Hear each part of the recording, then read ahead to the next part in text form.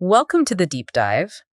Today, we're getting into something really core to every workplace, staff motivation. Yeah, what makes people tick at work? Exactly. And our goal isn't just to list theories, but to really see how they play out, in the real world, beyond the usual textbook stuff. Right. We're drawing from this document, Let's Get Motivated.pdf, which gives a pretty fresh angle on some classic ideas. It does, and I think many listeners will know names like Maslow, maybe Hertzberg. They pop up a lot in studies. For sure. But the real trick, and what this document gets at, isn't just knowing the names. It's figuring out how to actually use these ideas. Okay. And honestly, there are some pretty useful takeaways here, things that might make you see these theories a bit differently. Great. So let's dive in. Maslow's hierarchy is probably the most famous one, right? That pyramid. The pyramid, yeah. Basic needs at the bottom, moving up towards self-actualization at the top. People generally get the idea. Yeah. But the source material had an interesting point about Maslow's original intent. Oh, yeah, that's key. It mentions Maslow didn't actually design it, specifically for managing workplaces. Right. It was more about human behavior and, ideal situations. Exactly. But, and this is important, the document says, for the purpose of exams, it's a worthy theory to apply. Ah, okay. So still useful. Very useful. Yeah. Maybe not as a direct A to B manual, but as a lens, a way to understand what's going on with people in an organization. It helps diagnose things. Makes sense. So let's look at the bottom of that pyramid. Physiological needs, safety needs, food, shelter, security. Mm-hmm. In, the developed world today, you'd think these are mostly covered. Regular pay, contract, maybe a pension, insurance. Generally, yes. Mm-hmm. Those things provide the baseline. Your salary covers the physiological, the contract, and benefits cover safety and security, more or less. But the document suggests just ticking those boxes isn't enough for real motivation. Not at all. I mean, they're fundamental. You absolutely need them, but they don't make a workplace stand out. The organizations that really get motivation right, they push past just providing that basic security. They focus a lot more on the higher levels. Right. That's where it gets interesting. So moving up from safety, we hit social needs, or sometimes called love needs. Belonging, connection, yeah. How do companies tackle that? The source mentions encouraging teamwork. Right? Yeah, and not just because it might increase output, although that's often a result. It's about deliberately building better relationships. Between colleagues. Between colleagues, and also between managers and their teams, creating that sense of community within the work itself. And outside work, too. The document mentioned social events. It did. Things like subsidized parties, company outings, maybe supporting staff social clubs or sports teams. So it's not just fluff, it's strategic. Definitely strategic. It strengthens those bonds, builds that sense of us, and that feeling of belonging. It feeds back into how people feel and perform at work. Okay, so building on that community feel, the next step up is esteem needs, feeling valued, recognized. That's it.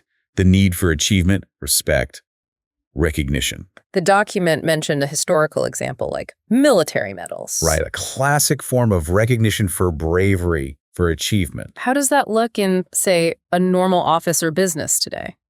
Well, the source gives a few examples, like McDonald's employees getting stars for good work or great customer service, a visible sign of achievement. Okay, like a modern-day medal. In a way, yeah. But it also stresses simpler things, like just saying thank you, acknowledging good work directly. Seems obvious, but maybe easily forgotten. Very easily forgotten in the day-to-day rush. And then there are more formal systems, like performance appraisals. If they're done well, they should provide that recognition and feedback. The document had a really strong example here with Richard Branson. Ah, yes, the Virgin Group example. He's described as a master motivator. It said he invites employees, like thousands of them, obviously in smaller groups. Right, not all at once. To his house for barbecues or drinks parties. And he's actually there, welcoming them, thanking them personally. Yeah, imagine that. The head of this huge company personally thanking you. That must have a massive impact. Huge. The document suggests it creates this incredibly high level of commitment, much higher than you'd find elsewhere. It really shows that personal touch, that genuine appreciation can be incredibly powerful. More powerful than just money, maybe. Well, that's another key point. The source talks about financial rewards, like bonuses. Yeah. They have a place, obviously. Sure. But it warns that relying only on money can actually cause more problems sometimes. Really? How so? Well, it doesn't get into deep detail, but implies it can lead to unintended consequences. Maybe short-term thinking, or competition instead of collaboration. The key takeaway was that the best companies find more innovative ways of motivating beyond just cash. Interesting. So appreciate people, recognize them personally, don't just throw bonuses at them. That seems to be the message, yeah. A balanced approach. Okay, so that brings us to the top of Maslow's pyramid. Self-actualization, fulfilling your potential. Reaching your peak, doing what you're capable of. How on earth do companies support that? Seems quite abstract. It does, but the document points to concrete things. First, having no ceiling on promotion. Basically, signaling that growth is possible, that you're not stuck. So opportunity. Opportunity, exactly. Second, investing in people. Education, training, giving them the tools and skills to actually reach that potential. Right, enabling them. And then, especially for more senior roles, it mentions giving people discretion.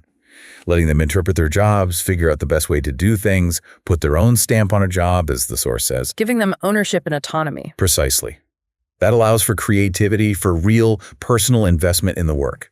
That's where self-actualization can really happen in a work context. So looking back, we've kind of journeyed up that hierarchy, but grounded it in what the source says actually happens or should happen in workplaces. Yeah, moving from theory to practical application.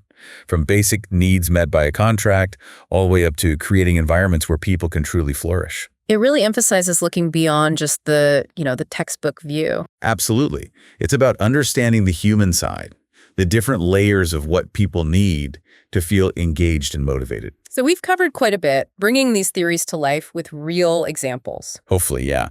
The idea is for you listening to not just, know the theory, but to see how it connects to what you experience or observe. Okay, so let's wrap up this deep dive. We've seen how these motivation concepts, like Maslow's levels, translate into real actions companies can take. From team building and thank yous, right up to training and autonomy. So maybe a final thought for you to consider. Think about your own job, your own employer. How do they approach motivation? Or think about friends, colleagues, and other places. What examples have you seen, good or bad? What really stands out to you as making a difference in how motivated people seem? Yeah, what actually works in practice? Something to chew on.